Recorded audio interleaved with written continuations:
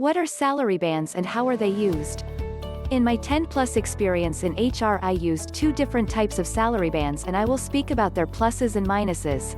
In my first company, an old construction company that had been on the market for 30-plus years, with a few hundred employees and with several construction sites across the country, we used public salary bands based on seniority and studies. And by public, I mean displayed publicly for everybody to see. Everybody knew where their salary should be in 5 years' time, or if they got a higher education. For example, a technician graduating university would automatically become engineer with a higher salary. Pluses: salaries were clear. Everybody would know their place. Annual negotiation would add the same percentage to all, and that was it. Minuses: high degree of lack of motivation on younger employees actually doing the real work. We would have a lot of older managers playing solitaire all day while young new joiners would run around all busy managing computers and employees and all sorts of issues that the old and highly paid employees were not even trained to do. In my last company, a multinational in the IT outsourcing business with over 100k employees around the world and about 200 employees in our subsidiary, we would use confidential salary bands approved by the top management abroad.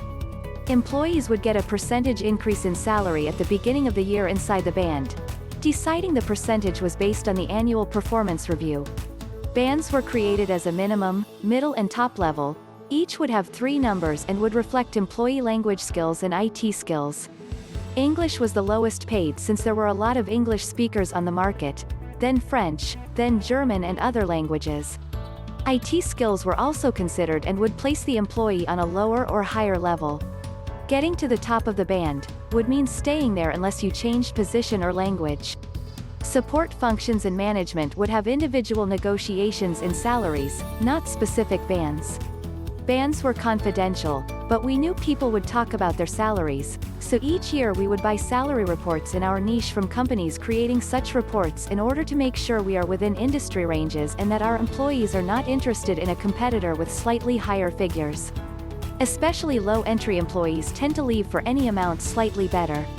Also, we would monitor exit interviews and engagement surveys, and if the status would get critical, we would try to discuss with upper management some changes to the bands. Pluses of formalized bands: it's easier to estimate annual salary budgets and it's easier for HR to know what salaries to offer to candidates, entry-level, medium and top level. Negotiations were very rare, and despite confidentiality our salaries were somewhat known on the market, so the candidates applying to our jobs knew what to expect.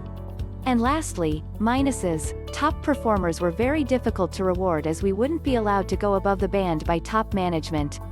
They would be trapped in the salary band and most of the times would leave.